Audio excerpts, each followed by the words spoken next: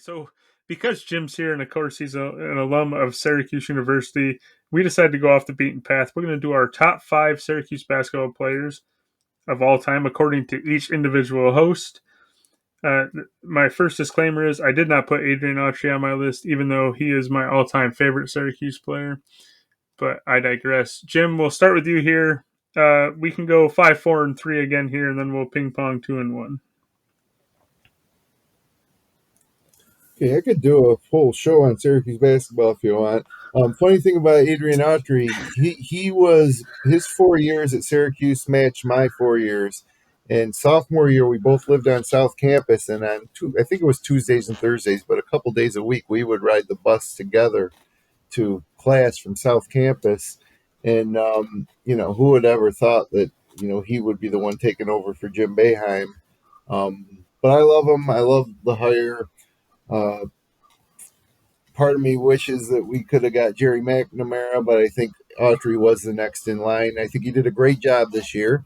And I think it was crap that we were never even really considered as being even on the bubble in the NCAA tournament. We finished ahead of NC State in the ACC standings. They went to the Final Four. We had 20 wins. But again, I don't want to get off topic here. I just want to rant a little bit about Syracuse getting screwed this year. But okay, top 5 of all time, right? All time? All time. Yeah. Number 5 is going to be Derek Coleman for me. I was a freshman in 1987 when he was a freshman at Syracuse. I was a freshman in high school when he was a freshman at Syracuse, and they made the run to the championship game and lost after Keith Smart hit that shot. And Coleman actually missed a free throw that could have iced the game. But he was unbelievable. It was in that period of Big Monday and ESPN, and the long left arm of the law used to be what Bill Rafferty called him. And he was a great NBA fantasy player, even though he will probably not be remembered for his NBA career. But, man, he would light it up for the Nets in his first few years in the league. Love Derek Coleman. Unbelievable.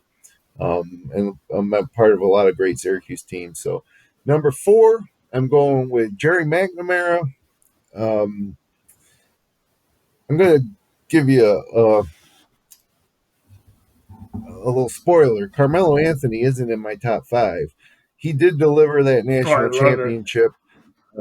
But he was only a 1-year guy for Syracuse. So when you're talking about all time, as much as I love Carmelo, he's not going to appear on my list. Jerry McNamara also delivered that national championship. And then after that went on to just really become legendary. The Big East tournament where Boeheim said he wouldn't have won 10 effing games without Jerry McNamara.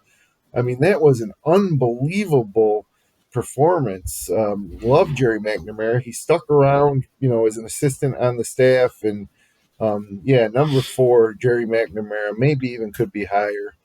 But number 3 for me is Sherman Douglas, another guy who, he was sat behind Pro Washington his freshman year. And then immediately after taking over for one of the most legendary Syracuse players ever at point guard, led Syracuse to the championship game. NCAA leader in assists, had a long NBA career, but he was just so fun to watch. He was just a unique player and so creative, consummate point guard, and loved the General Sherman Douglas. So that's my top. That's 5 is Coleman, 4 is McNamara, and 3 is Sherman Douglas. McCarty. That's me, huh? All right. So, yeah, a little kind of similar disclaimer. It was hard doing this list without – look, Derek Coleman's not on my list because I went for more of a what I remember, like what I really watched and nostalgia. And so Derek Coleman absolutely should be on a top 5 if you're really looking at the whole history of Syracuse, along with some others that won't be on my list. But I tried to balance guys that really impacted me that I watched through the years. But, of course, this first one, after I said Dave Bing isn't on my list because I Yeah. never saw him play, but he probably belongs on everybody's top 5 Yeah. all-time best. But it's really a personal preference when you're talking about this. Yeah. And after saying all that, my number 5 is a guy I never saw play, but he's got to be on this list. He averaged 9.8 points per game over his career out of Lyons, New York. It's Jim Boeheim. I got to get this guy on the list since he actually played at Syracuse and is one of the greatest coaches of all time. So that's my number 5, Jimmy Boeheim. My number 4, I agreed with Jim. I've got G-Mac right here, fourth on the all-time scoring list for Syracuse, which surprised me a little bit. I didn't think he scored quite that much, but apparently he did. But all the same reasons that Jim said. I just remember some of those games, and he had range out of the gym. He was the leader of a couple of those teams. Fun to watch, high basketball IQ, etc. My number 3, the number one on the all-time scoring list, that's Lawrence Moten. Went on to play a few years in the NBA, but in college, that guy was a part of probably my favorite teams to watch ever, with him and Autry and a few others. I've still got some VCR tapes packed away somewhere here of old Syracuse tournament games with Moten and the bunch there. So I liked him a lot. So that's my 5-4-3. All right. Well, this has already been a success for me because at least 60% of my list matches Jim, who is an alum from there. So that makes me feel real good. So number 5 for me was Sherman Douglas. Scored 2,060 points. Had the D1 record of 960 assists. It has since been broken. And third in steals all time at Syracuse, 235. A guy that I never got to, or I don't remember watching play. I was 5 when they made that championship run. So number 4 for me, I think he was both of you guys number 4 too. G-Mac ranks in the top 4 all time in points, three-pointers made, assists, and steals. Three-pointers made, he holds the Syracuse record still with 400. Number 3 for me, another guy Jim had mentioned, DC Derek Coleman, scored 2,143 points, good for number 2 on the all-time list. Pulled down a school record, 1,537 rebounds. So that's my 5, 4, and 3. Jim, we're back to you for 2. Number 2, one of the most important and maybe overlooked players in Syracuse history. When I went to Syracuse as a freshman in 1990, Billy Owens was on the team. That was the year that we lost to Richmond in the first round as a 15 seed to a 2 seed, which was a tough start. And then the next year, Syracuse actually went on probation. So 1 year I was at Syracuse, they were on probation. And I loved Syracuse long before I went there. And so I was finally there, and they put us on probation, no postseason. And so, of course, the program took a little hit, but then along comes John Wallace from Greece Athena High School, Section 5, and just had an unbelievable career. He single-handedly put the team on their back to get into the championship game against Kentucky in '96, where they lost. He had some phantom foul calls against them. The refs took him out of the game. That Kentucky team had like 7 future NBA players on it. And, Wallace was able to let Syracuse hang in that game. I swear if he didn't get the foul trouble that we might have won. But John Wallace was really helped bridge that gap from that first probation year. I think it was 92, 93 maybe. So Wallace was a freshman when I was a senior, I believe is how it worked out. But he was a really important player in the history of Syracuse basketball that probably doesn't get enough credit. And a great guy. I interviewed him on the Upstate Orange podcast. It was one of my favorite podcast episodes ever. He was really open and talked with me for about an hour about that Final Four run in '96 and all things Syracuse basketball. So I love John Wallace. John Wallace, number 2, number 44. Yeah, my number 2, it was also John Wallace. Nice.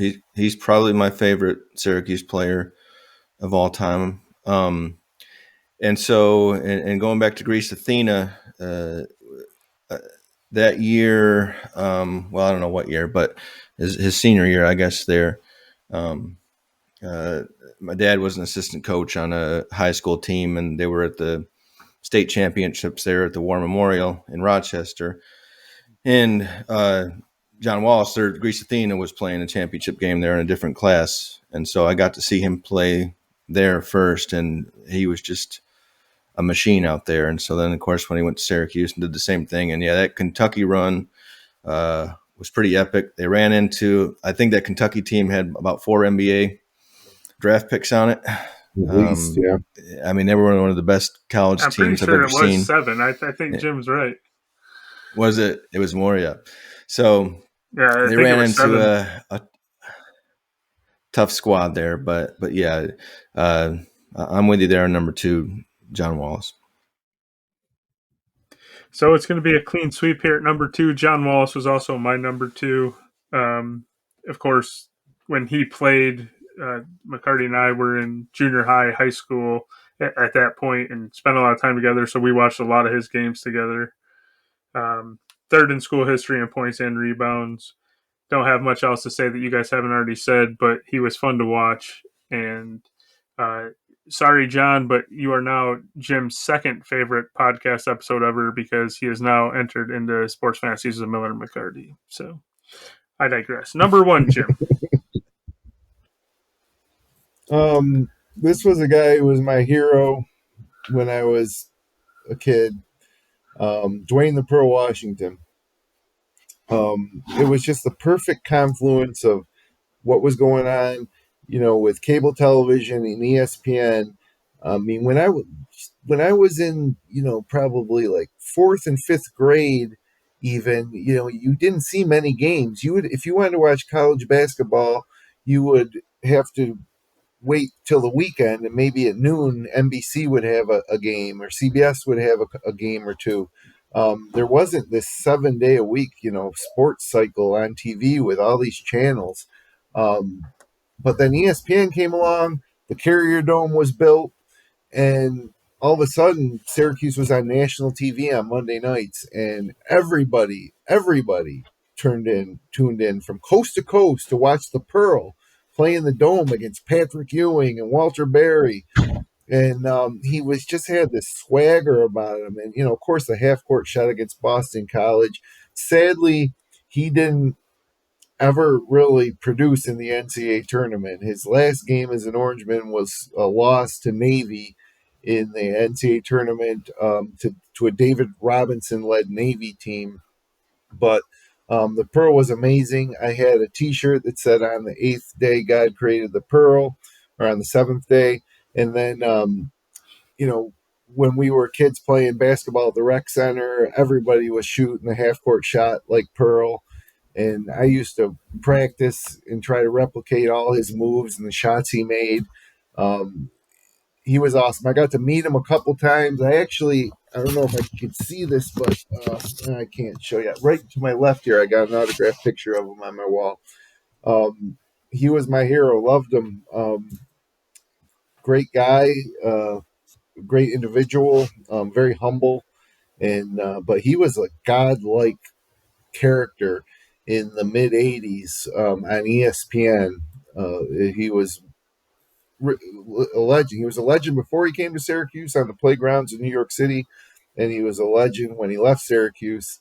And then the legendary status kind of hit a brick wall when he went to the NBA. He didn't do too well with the Nets in the NBA. Yeah, he struggled mightily in the NBA.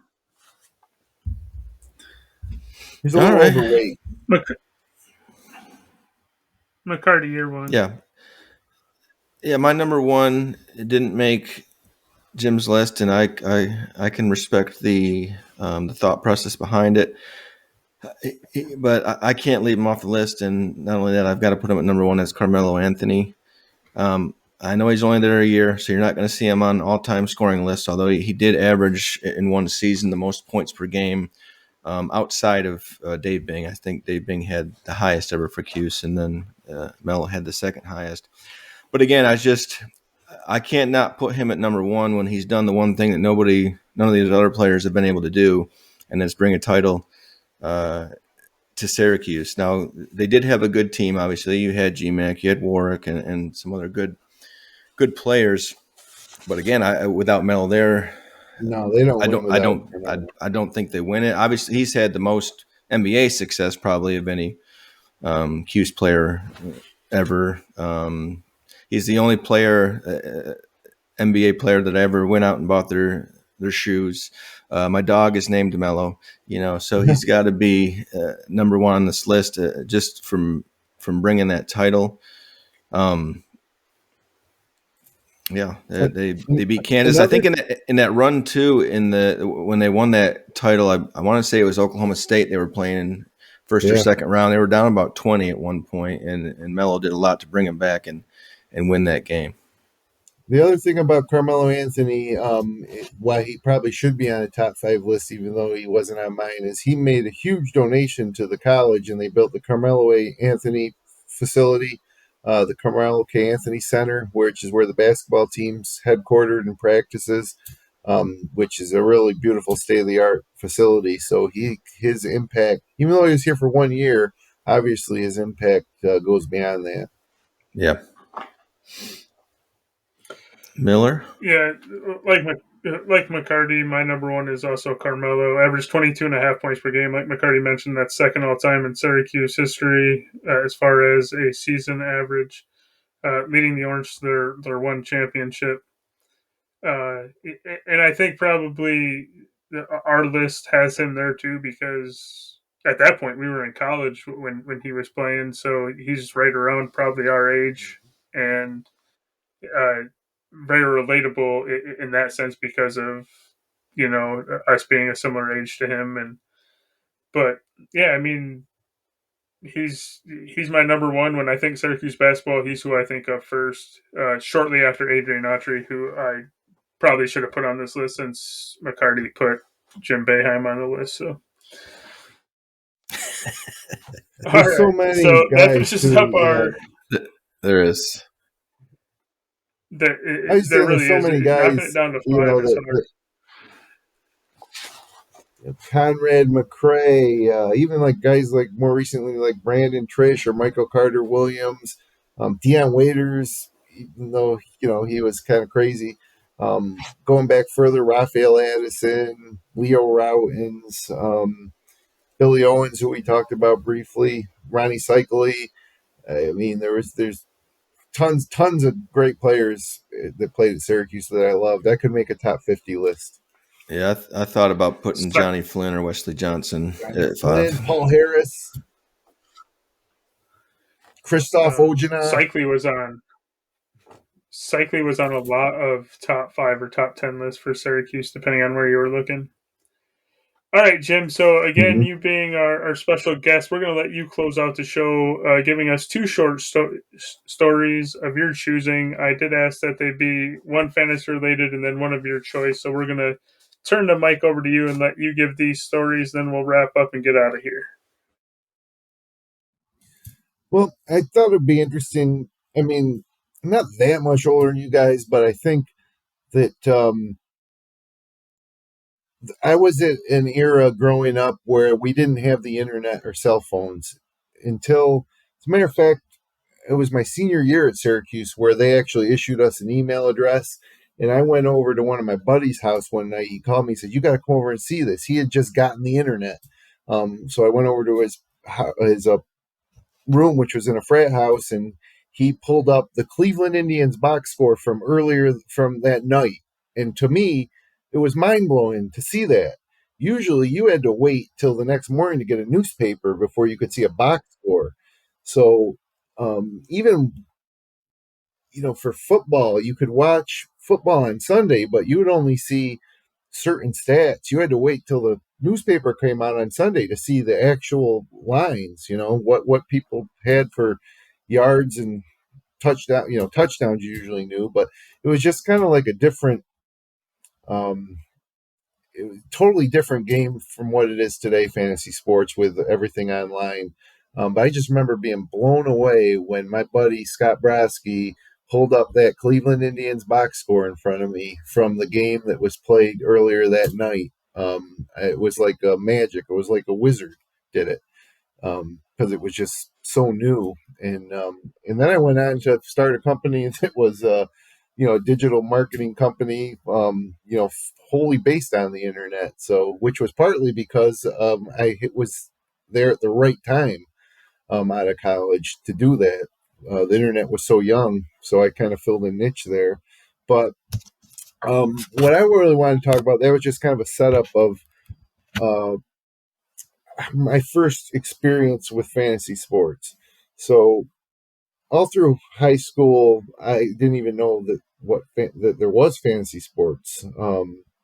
But I got to Syracuse and I met a kid who had been playing fantasy baseball, and he showed me like the mail, because they used to mail the reports every week. You couldn't like log on to see the scores. You had to wait. You could call a phone line and you could hear the results, but you had to wait a couple days till you actually got your weekly report in the mail that had the box scores from your game that week. And I also remember going to a friend of mine who was from the same hometown that went to Syracuse, who was older than me. I went over to his apartment, and his roommate was sitting at a table with all these papers, a calculator, books, magazines. I was like, what the heck is he doing? He was like preparing for his rotisserie baseball draft. And so I didn't know this world existed. And so I called one of my friends from high school who coincidentally went to Richmond. So I was a freshman at Syracuse. He was a freshman at Richmond the year that Richmond beat Syracuse. Um, but that's another story. But I said, hey, let's get in a fantasy baseball league. And so the way you did it back then was you signed up for like a national service. NFSL was the name of the service that we used for years. And you did the draft over a conference call on the phone. And then you would, for free agents, you would call like an answering machine, say, we'd like to pick up this guy, and drop that guy. And then at the end of the week, you would call to hear the final score of your game. And then you'd wait a couple days and get those reports in the mail. And it was a dynasty league that we joined. And in the mid rounds of that draft, we drafted Chipper Jones while he was a minor leaguer. And he stayed with us, for the duration of our time in that league as our third baseman at the time. And it's just so amazing how much everything has changed. And another note on that topic, about a year after we did this baseball league, I was like, they have fantasy football leagues too. So me and another friend, we split a fantasy football team through the same service.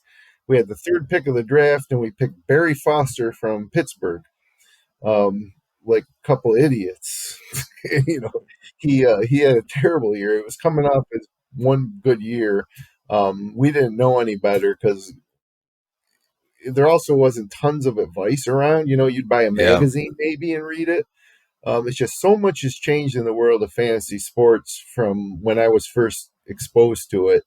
But it's obviously a great way for sports fans to kind of get involved at a more intimate level and compete with their friends, or actually compete for a lot of money nowadays if you're doing daily fantasy or some more of the bigger money leagues. But I just thought coming on here that I would just kind of describe how I first was exposed to fantasy sports, because it was just a different world back then without the internet. Everything was different, and it took me actually meeting other people who did fantasy sports to even know what it was. And once I started, I haven't stopped now, and that's been 30 years now, over 30 years of playing fantasy sports. Yeah, we're definitely spoiled with all the access we have to stats and information right now, for sure. I used to score a fantasy basketball league where, like, so me and a lot of friends from town, we did a fantasy NBA league, and I did the scoring. And so to do the scoring, you had to wait till the newspaper came the next day. And it was such a nightmare because a lot of the late games wouldn't be in there. And then sometimes the paper the day after that wouldn't have those. They wouldn't like catch up. So I would have to go to like a newsstand and find like a Philadelphia Inquirer just to get the one box score from the 76ers game so I could do the scoring for, whoever had, Julius Erving or whoever the heck, was on the roster back then. There was the access to information was so hard, just based on the fact that there wasn't the internet. I couldn't imagine doing it for basketball or baseball or hockey. Like I did paper scoring for football when I first got introduced to fantasy football. And then within 2 years, I changed the league to online. I got a bunch of old guys to finally stop using paper, and I changed it up because it was just so much easier doing it online. That was in the early 2000s. So, but just doing it for the football league was a pain. I had to wait for the USA Today because that's what we use for our, official score. So. Yeah, it almost seems like, ancient times or something, like we were like, lighting the lantern. It's like so foreign to how things are today where you can actually get any stat at any moment, on your phone. Back then I was like hunting down newspapers from certain cities just to get a one box score. I mean, you can typically get high school scores live if they have an X account or Facebook or whatever social media, or at least you can get them that night, which is completely different than it was when we were in school. So, all right. Well, I think that wraps up the show. Jim, thanks for joining us. We really appreciate it. That's going to wrap up this episode of Sports Fantasies with Miller and McCarty with special guest Jim Sinicropi, and we'll see you all later. Thanks, guys. 5. Thank you for listening to Sports Fantasies with Miller and McCarty.